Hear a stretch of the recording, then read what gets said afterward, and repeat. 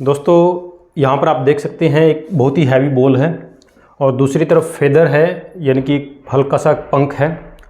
इन दोनों को जब कुछ हाइट से फॉल करवाया जाएगा तो इनमें से कौन सा ज़मीन के ऊपर पहले गिरेगा, तो ये आपके लिए क्वेश्चन है। तो आप गैस कर सकते हैं।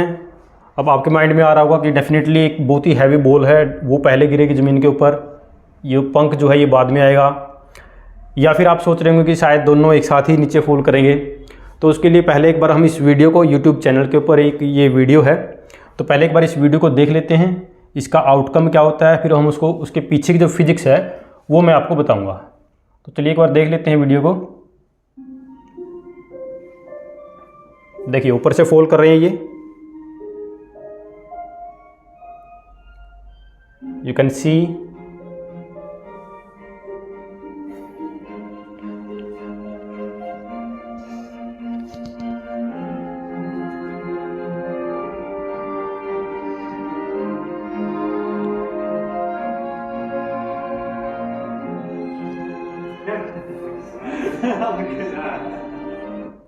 तो देखा आपने, यहाँ पर क्या है कि दोनों जो ऑब्जेक्ट हैं, बहुत ही हैवी एक बॉल है और एक हल्का सा जो पंख था, जो फेदर है, दोनों एक साथ ज़मीन के ऊपर आते हैं।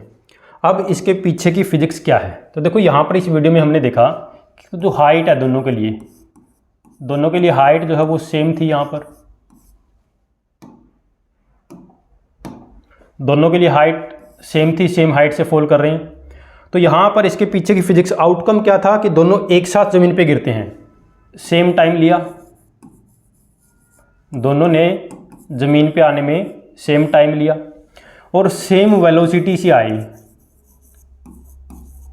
सेम वेलोसिटी यानी कि जो फाइनल वेलोसिटी थी दोनों की, फाइनल वेलोसिटी, जिस वेलोसिटी से वो ज़मीन के ऊपर फॉल किए, वो फाइनल वेलोसिटी दोनों ऑब्जेक्ट की सेम थी। अब ऐसा क्यों हुआ, तो देखो इसके पीछे क्या है, काइनेमेटिक्स है। 11th क्लास में हम एक यूनिट पढ़ते हैं,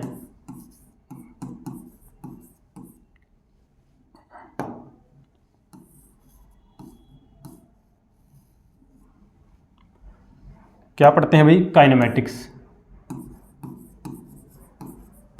तो बेटा काइनेमेटिक्स के अंदर हम कुछ इक्वेशन ऑफ मोशन पढ़ते हैं। आपने सुना होगा v = u + at है ना, अलग अलग इक्वेशन होती है, जिसमें मेंशन करता हूँ यहाँ पर v = u + at है ना, s = ut + ½ at² है ना, v² - u²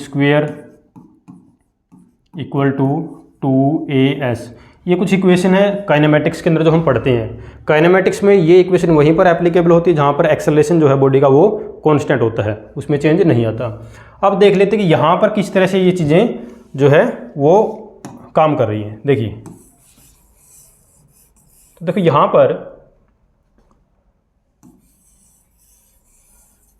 देखिए दोनों के दोनों जो है हाइट सेम है, यानी कि डिस्प्लेसमेंट की अगर मैं बात करूँ, एक मिनट, अगर मैं डिस्प्लेसमेंट की बात करूँ तो दोनों के लिए सेम है और दोनों जो है एक साथ नीचे आ रहे हैं, यानी कि दोनों के लिए टाइम सेम है।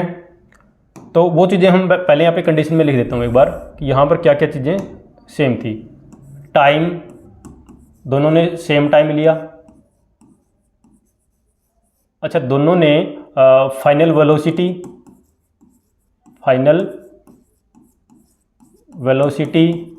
जो है वो भी क्या है, दोनों के लिए सेम है।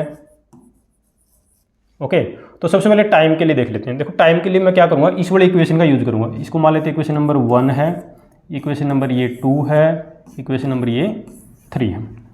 सबसे पहले इक्वेशन नंबर 2 का यूज करते हैं। देखो डिस्प्लेसमेंट दोनों के लिए सेम है, तो वहाँ पर मैं लिखूँगा, देखो s = u होता है इनिशियल वेलोसिटी।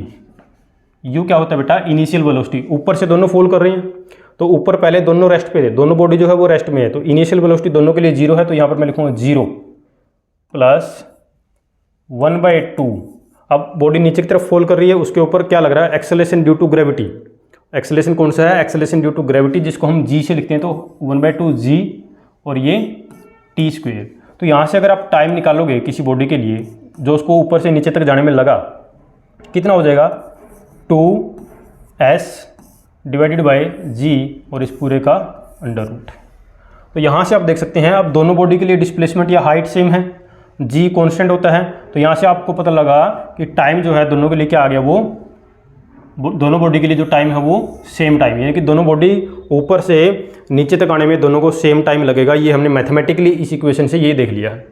अब दूसरी बात कि फाइनल वेलोसिटी, जब दोनों बॉडी फॉल कर रही है नीचे तो फाइनल वेलोसिटी क्या है कि दोनों की सेम है।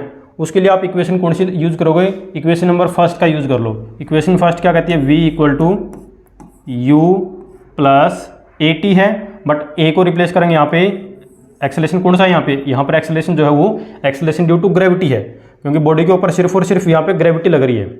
ओके, तो एक्सेलेरेशन कौन सा हो जाएगा, एक्सेलेरेशन ड्यू टू ग्रेविटी हो जाएगा। वन मोर थिंग, यहाँ पर जो वीडियो आपने देखा है इसके अंदर जब ये दोनों चीज़ें फॉल कर रही हैं तो वहाँ पर कोई भी एयर प्रेजेंट नहीं है, यानी कि ये एक्सपेरिमेंट वैक्यूम चैम्बर के अंदर किया गया है। इसका भी आप ध्यान रखेंगे, अगर वैक्यूम चैम्बर नहीं होता तो एयर फ्रिक्शन वहाँ पे हम उसको कंसिडर करते, तब रिजल्ट कुछ अलग होते। तो v equal to u plus g t, अब u जैसे मैंने बताया कि इनिशियल वेलोसिटी तो 0 है, तो v कितना हो जाएगा, g इंटू टी, और t ये रहा यहाँ पे 2s बाई जी। तो यहाँ से आप देख सकते हैं कि फाइनल वेलोसिटी दोनों बॉडी के लिए क्या है, दोनों की हाइट सेम हाइट से फॉल कर रही है, जी यहाँ पे कांस्टेंट है, तो दोनों की फाइनल वेलोसिटी भी यहाँ से आप देख सकते हैं कि वो सेम हो जाएगी। तो ये हमने मैथमेटिकली जो वीडियो हमने देखा था उसको मैंने मैथमेटिकली आपको बताया कि कैसे उस चीज़ को हम जस्टिफाई कर सकते हैं, कैसे वो चीज़ जो है एक्सप्लेन की जा सकती है। तो इस तरह से जो चीज़ें हम फिजिक्स में पढ़ते हैं, काइनेमेटिक्स के अंदर हमने पढ़ी हैं, वो देखिए आप वो किस तरह से प्रैक्टिकली आप उनको जो है अप्लाई कर सकते हैं, आप देख सकते हैं।